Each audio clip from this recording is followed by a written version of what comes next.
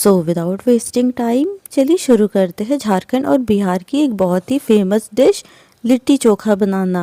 तो फ्रेंड्स, लिट्टी चोखा बनाने के लिए मैंने यहाँ पे लिया है 1 कटोरी जितना काले चने का सत्तू, 1 बारीक कटा हुआ प्याज, 1 बारीक कटा हुआ लहसुन, 2 से 3 हरी मिर्च और यहाँ आम का अचार का मसाला। उसके बाद चोखा बनाने के लिए मैंने लिया है 6 उबले हुए आलू, 2 टमाटर, 3 हरी मिर्च और ये बैगन। फ्रेंड्स, यहाँ पे इन सारी चीज़ों की क्वांटिटी आप अपने हिसाब से कम या फिर ज़्यादा रख सकते हैं, जितना भी आपको ये लिट्टी चोखा बनाना हो। तो फ्रेंड्स, लिट्टी चोखा में मैं यहाँ पे सबसे पहले चोखा बना ले रही हूँ, जिसके लिए मैं इस तरीके का जाली का यूज़ कर रही हूँ ताकि मैं सारी चीज़ों को सेक सकूँ। और यहाँ पे मैं बैगन में इस तरीके से कट लगा ले रही हूँ और अब इसे हमें इस तरीके से जाली के ऊपर रख देना है। और अब यहाँ पे मैं इस टमाटर को भी इसके ऊपर रख दे रही हूँ। अब यहाँ पे हम ये मिर्ची को भी डाल देंगे। फ्रेंड्स, मिर्ची को मैं यहाँ पे इस तरीके से बीच में से कट लगा ले रही हूँ ताकि ये फटे नहीं, क्योंकि कभी कभी क्या होता है कि मिर्ची फट सकती है। तो यहाँ पे मैंने सारी मिर्ची में इस तरीके से कट लगा करके इसे भी रख दूँगी जाली के ऊपर।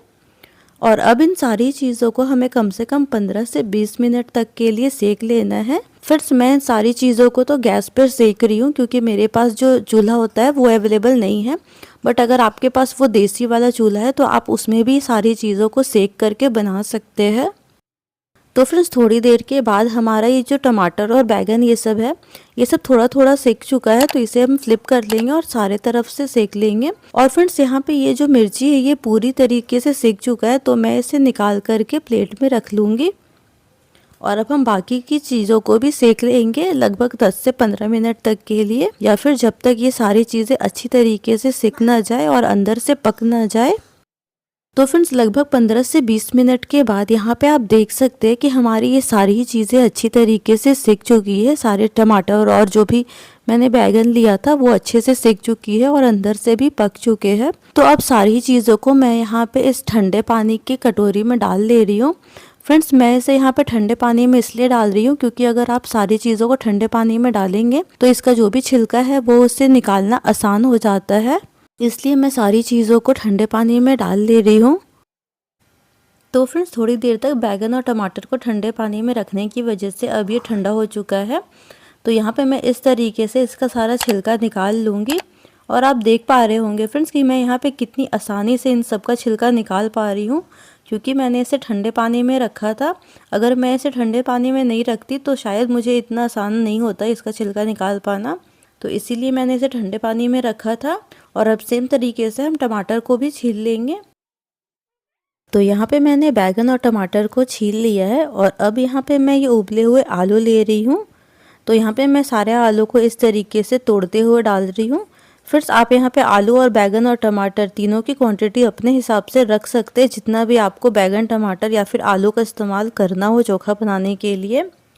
अब इसमें मैं यहाँ पे डाल रही हूँ ये कटे हुए प्याज, टेस्ट के अकॉर्डिंग नमक और थोड़ा सा सरसों का तेल। फ्रेंड्स, यहाँ पे ये जो मैंने कच्चे सरसों का तेल डाला है ये बिल्कुल ऑप्शनल है। आपको अगर नहीं पसंद तो आप सरसों का तेल डालना स्किप कर सकते हैं। और अब हम सारी चीज़ों को अच्छी तरीके से मैश कर लेंगे। तो फ्रेंड्स, यहाँ पे मैं इस चोखे को इस पोटैटो मैशर की मदद से मैश कर रही हूँ, क्योंकि मुझे जो चोखा है वो बिल्कुल ही बारीक चाहिए, मतलब उसमें आलू के बड़े बड़े टुकड़े नहीं चाहिए मुझे, इसलिए मैं पोटैटो मैशर की मदद से मैश कर रही हूँ। तो फ्रेंड्स, यहाँ पे मैंने चोखे को बना करके रेडी कर लिया है। तो अब चलते हैं लिट्टी की स्टफिंग बनाने के प्रोसेस में। तो फ्रेंड्स, लिट्टी की स्टफिंग के लिए यहाँ पे मैंने एक बाउल में ये सत्तू ले लिया है। अब इसमें हम डालेंगे ये आम का अचार का मसाला। फ्रेंड्स, यहाँ पे मसाले की जो क्वांटिटी है वो आप ज़्यादा या फिर कम रख सकते हैं, जितना भी आपको आम का अचार लेना हो। अब इसमें हम डालेंगे ये हरी मिर्च और लहसुन, कटे हुए प्याज, टेस्ट के अकॉर्डिंग नमक, थोड़ा सा ये अजवाइन और कलौंजी, इसे हम क्रश करके डालेंगे। अब इसमें हम डालेंगे थोड़ा सा कच्चा सरसों का तेल। फ्रेंड्स, अगर आपको कच्चा सरसों का तेल डालना नहीं पसंद है तो आप इसे बिल्कुल स्किप कर सकते हैं। अब इसे हम अच्छे से मिक्स कर लेंगे। फ्रेंड्स, ये जो लिट्टी की स्टफिंग है इसे आप थोड़ा और खट्टा बनाने के लिए इसमें नींबू का रस भी डाल सकते हैं। तो ये देखिए फ्रेंड्स, यहाँ पे मैंने लिट्टी के लिए स्टफिंग बना लिया है। ये देखिए, यहाँ पे आप इसका ये टेक्सचर देख सकते हैं कि मैंने इसे बहुत ज़्यादा गीला नहीं रखा है, इससे मैंने ड्राई ही रखा है ताकि जब मैं इसे लिट्टी में स्टफ़ करूँ तो ये एक जगह पे जाके जमा ना हो जाए, इसीलिए मैंने इसमें पानी का यूज़ नहीं किया है। तो अब चलते हैं फ्रेंड्स, लिट्टी के लिए हम आटा गूँथ लेंगे। तो फ्रेंड्स, आटा गूँथने के लिए मैं यहाँ पे एक बड़े से बर्तन में ये आटा ले लूँगी। अब इसमें हम डालेंगे टेस्ट के अकॉर्डिंग नमक, थोड़ा सा ये अजवाइन और कलौंजी, और यहाँ पे आखिर में मैं इसमें डाल रही हूँ थोड़ा सा रिफाइंड ऑयल। अब इसे हम अच्छे से मिक्स कर लेंगे। फ्रेंड्स, यहाँ पे आपको जितनी भी लिट्टी बनानी हो आप यहाँ पे उतना आटा ले सकते हैं। तो यहाँ पे मैंने इसे अच्छी तरीके से मिक्स कर दिया है और अब इसमें हम थोड़ा थोड़ा पानी डालेंगे और इसका थोड़ा हार्ड सा डो बना करके रेडी कर लेंगे। फ्रेंड्स, इसमें हमें बहुत सारा पानी एक साथ नहीं डालना है, वरना हमारा जो आटा है वो सॉफ्ट हो जाएगा। तो हमें सॉफ्ट आटा नहीं गूँथना है, थोड़ा हार्ड आटा ही गूँथना है। तो फ्रेंड्स, यहाँ पे मैंने लिट्टी के लिए आटा गूँथ करके रेडी कर लिया है। तो अब चलते हैं लिट्टी बनाने के प्रोसेस में। तो अब हम इस आटे में से थोड़ा बड़ा पोर्शन लेंगे और उसे हम इस तरीके से कटोरी का शेप देते जाएंगे। तो यहाँ पे मैंने कटोरी बना लिया है और अब इसमें हम थोड़ा सा स्टफिंग रखेंगे और उसे इस तरीके से दबाते हुए हम बंद करते जाएंगे।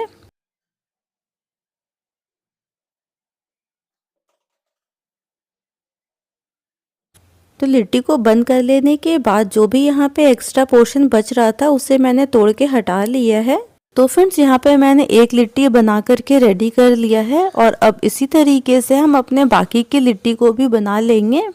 फ्रेंड्स, मैं यहाँ पे इस लिट्टी को गोल गोल शेप में बना रही हूँ, बट अगर आप चाहे तो आप इस लिट्टी को फ्लैट शेप में यानी कि चपटा शेप में बना सकते हैं, ये आपके ऊपर डिपेंड करता है।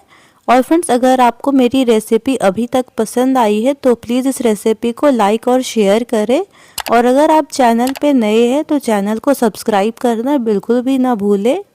तो फ्रेंड्स, यहाँ पे मैंने सारे लिट्टी को बना करके रेडी कर लिया है। तो अब चलते हैं इसे सेकने के प्रोसेस में। तो फ्रेंड्स, लिट्टी को सेकने के लिए मैं यहाँ पे इस तरीके का अप्पे पैन का यूज़ कर रही हूँ। आप चाहे तो इसे कुकर में या फिर डायरेक्ट आग में भी सेक सकते हैं, बट फिलहाल के लिए मैं इसे इस अप्पे पैन में ही सेक रही हूँ क्योंकि मेरे पास यही अवेलेबल था इस वक्त। तो यहाँ पे अप्पे पैन में मैंने सारे लिट्टी को डाल दिया है और अब इसे हम 15 से 20 मिनट तक के लिए सेक लेंगे। तो फिर थोड़ी देर तक सेक लेने के बाद अब मैं यहाँ पे इस लिट्टी को फ्लिप करके दूसरी साइड से भी सेक लूँगी। तो फ्रेंड्स, यहाँ पे मैंने सारे लिट्टी को अच्छी तरीके से सेक लिया है और अभी यहाँ पे मैं इस लिट्टी को इस घी में डाल रही हूँ। आपको अगर घी पसंद नहीं हो तो आप घी को स्किप कर सकते हैं। तो अब हम इसकी प्लेटिंग कर लेंगे, जिसके लिए मैंने यहाँ पे प्लेट में थोड़ा सा चोखा ले लिया है और अब इसमें हम अपने ये घी वाली लिट्टी डाल देंगे। फ्रेंड्स, हमारे यहाँ पे इस लिट्टी चोखा को प्याज और हरी मिर्च के साथ में सर्व किया जाता है। तो फ्रेंड्स, रेसिपी पसंद आया हो तो लाइक शेयर एंड सब्सक्राइब करना बिल्कुल ना भूलिए। Thanks for watching.